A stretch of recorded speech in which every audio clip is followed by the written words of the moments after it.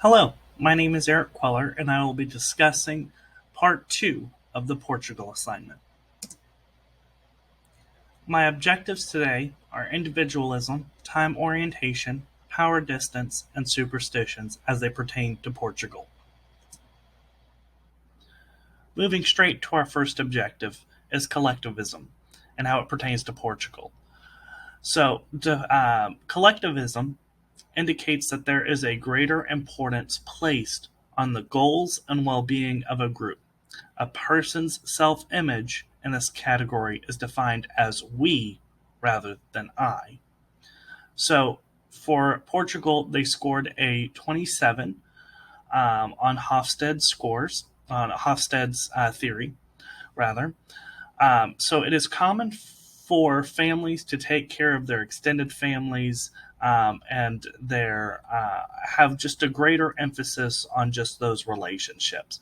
Whereas here in the United States, we scored a 91, indicating that we are a very individualist society, meaning that we place more emphasis on ourselves and our immediate family. So we don't look at generations of other people living in your house. It's more of your nucleus family. When it comes to the employer, it's the same way. We tend to, or I'm sorry, rather, Portugal tends to look at those relationships and build those relationships at that employee level and that employer level. That means a lot to them, and they will continue to build upon them to make the best product of what they need. Moving on to time orientation as it pertains to Portugal. Portugal is a very polychronic time orientated country, meaning that this society takes a holistic approach and may jump back and forth between 4, 5, 6 topics and tasks rather than just addressing one in a sequence order. So it is not uncommon to have meetings that last 4 or 5 hours, but during those meetings, they discuss more than one thing or one item on the agenda. They bounce back between multiple things. It is also not uncommon for a friend, relative, or coworker that you haven't seen in a while comes in unannounced. It's not, again, not uncommon for them to interject in your meeting and uh, talk to them, discuss with them, see, I guess, catch up rather, and seeing what this person is doing with their life. Whereas comparison here in the United States, we are very monochronic. We value time as currency, meaning we don't like to waste people's time. We think that there's only so much time, and that should be cherished and valued. Or the next objective, which is power distance. So Portugal scored a 63 on Hofstede's theory, meaning that this is a high powered distance culture.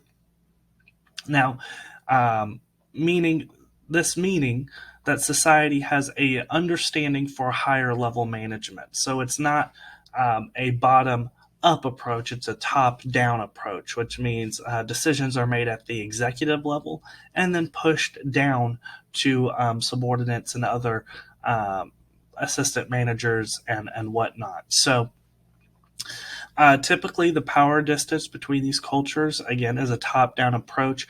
So, what we could see in the organizational charts of these organizations and agencies is a vertical orientation chart where you have multiple managers underneath the executives to manage these people. So, a span of control. So, you could have 7 people reporting to one person, and then that one person reports to a couple of others, and then so on. Where in the United States, we tend to have a more democratic way of making decisions and making sure that everyone has a voice and it is heard. So that's kind of where we're different between the United States and Portugal. So moving on to my last objective, superstitions. Now this was a very interesting topic to research, and I'll just go ahead and get right into it. So, with superstitions, as a in Portugal, again, I have two bad superstitions, and then one actually good superstition that they have over there that I thought was actually quite interesting. So, the first one is it is considered unlucky to walk backwards in Portugal because doing so allegedly lets the devil know where you are and where you are going.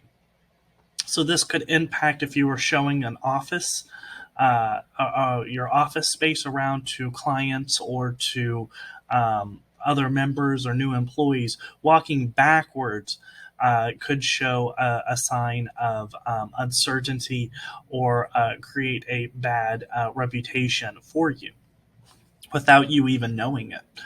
Um, the other one is if you kill a spider in Portugal, it is considered bad luck, as a spider is considered a symbol of money and monetary currency. So if you kill a spider in your place of work, it could bring bad luck to that organization. Now, the last one, it's kind of a good superstition. Now, here in the United States, we tend to view rain as a bother when it comes to special events, especially if they're outside. Whereas in Portugal, if it rains, for instance, on your wedding day, it is considered that that relationship is healthy, and it means that relationship is forever, and it will also bring you much success. Where we can apply this in business is if it's raining on a special day for your organization, or a new employee gets hired, or anything like that. If it rains, it could bring good luck to them, and it means that it is meant to be. So with that, here is my works cited page, and thank you.